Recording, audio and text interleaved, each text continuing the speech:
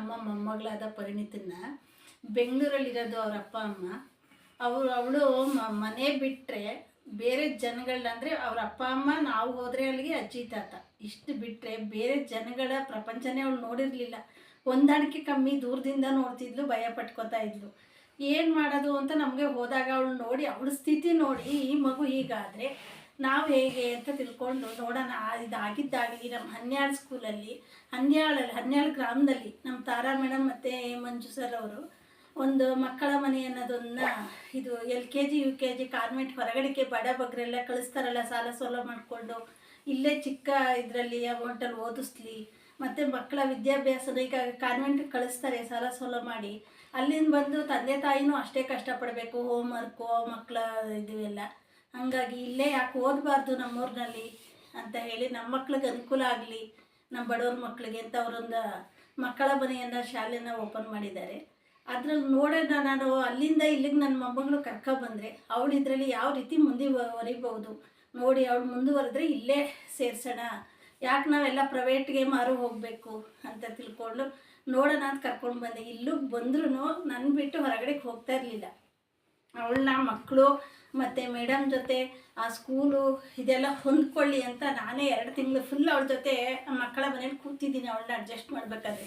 ಇವಾಗ ಯಾರೂ ಬೇಕಿಲ್ಲ, ಅವಳೇ ನೇರವಾಗಿ ಹೋಗ್ತಾಳೆ, ಪ್ರತಿಯೊಂದನ್ನು ಕಲ್ತ್ಕೊಂಡ್ಬಂದು ಅಲ್ಲಿ ಏನು ಮಾಡಿ ತೋರಿಸ್ತಾರೆ ಅದನ್ನ ಮನೇಲಿ ತಿಳಿಸ್ತಾಳೆ.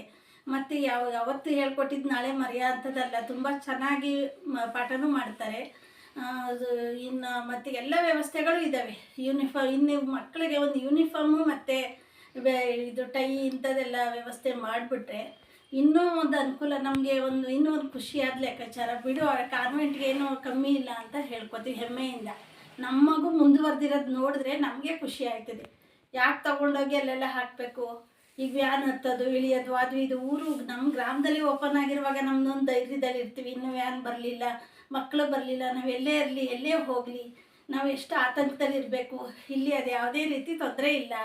ನಿಜವಾಗ್ಲೂ ಹೇಳಬೇಕು ಅಂದರೆ ಗೌರ್ಮೆಂಟ್ ಸ್ಕೂಲ್ ಬಿಟ್ಟು ಪ್ರೈವೇಟ್ಗೆ ಹೋಯ್ತಾರಲ್ಲ, ಎಷ್ಟು ಸಾಲ ಸೋಲ ಮಾಡಿಕೊಂಡು ನನ್ನ ಮಗಳಿಗೆ ಫೀಸ್ ಕಟ್ಟಿಲ್ಲ, ನನ್ನ ಮಗಳಿಗೆ ಯೂನಿಫಾರ್ಮ್ ಹೊಲಿಸಿಲ್ಲ, ನನ್ನ ಮಗಳಿಗೆ ಇನ್ನೂ ಬುಕ್ ಕೊಟ್ಟಿಲ್ಲ, ಎಷ್ಟು ಜನ ಪಶ್ಚಾತ್ತಾಪ ಪಡ್ತಾ ಇರ್ತಾರೆ. ಅದರಿಂದ ನೋಡಿದ್ರೆ ಇದಕ್ಕೆ ಜನಗಳು ನಾವು ಇದು ಪ್ರೈವೇಟಿಗೆ ಮನಸ್ಸೋತು ಅದಕ್ಕೆ ಹೋಗೋದನ್ನ ನಮ್ಮ ಸ್ಥಿತಿಗೆ ಅನುಕೂಲವಾಗಿ ನಾವು ಇಲ್ಲೇ ಉಪಯೋಗ ಪಡ್ಕೊಂಡ್ರೆ ನಾವು ನಮ್ಮ ಹನ್ಯಾಳ ಶಾಲೆ ಮತ್ತು ಮಕ್ಕಳ ಮನೆ ಹೈಸ್ಕೂಲ್ ಆಗಿರಲಿ ಮಿಡ್ಲ್ ಸ್ಕೂಲ್ ಆಗಿರಲಿ ಯಾವುದಕ್ಕೂ ಏನು ಕಮ್ಮಿ ಆಗಲ್ಲ, ನಾವು ಅದನ್ನ ಉಪಯೋಗ ಪಡ್ಕೊಂಡ್ರೆ.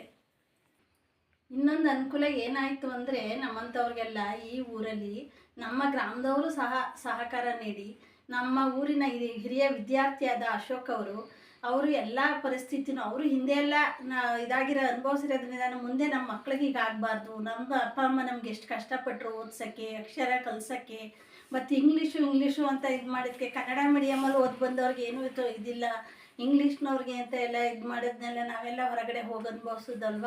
ಆ ರೀತಿ ನಮ್ಮ ಹಳ್ಳಿ ಮಕ್ಳಿಗೆ ಆಗಬಾರ್ದು, ನಮ್ಮ ಗ್ರಾಮದ ಮಕ್ಕಳಿಗೆ ಅಂತ ಅವರು ಎಲ್ಲ ಸಪೋರ್ಟ್ ಮಾಡಿ, ಹಿರಿಯ ವಿದ್ಯಾರ್ಥಿಗಳು ಸಪೋರ್ಟ್ ಮಾಡಿ, ಮತ್ತು ನಮ್ಮ ತಾರಾ ಮೇಡಮ್ ಮತ್ತು ನಮ್ಮ ಮಂಜು ಸರ್ ಅವರು ಎಲ್ಲರೂ ಒಂದು ಒಗ್ಗೂಡಿ ನಮಗೆ ಒಂದು ಸಹಾಯ ಮಾಡಿಕೊಟ್ಟವ್ರೆ. ಮುಂದೆ ಇದೇ ರೀತಿ ಅದ್ಭುತವಾಗಿ ನಡೀಲಿ ಅಂತ ನಾವು ಖುಷಿ ಪಡ್ತೀವಿ.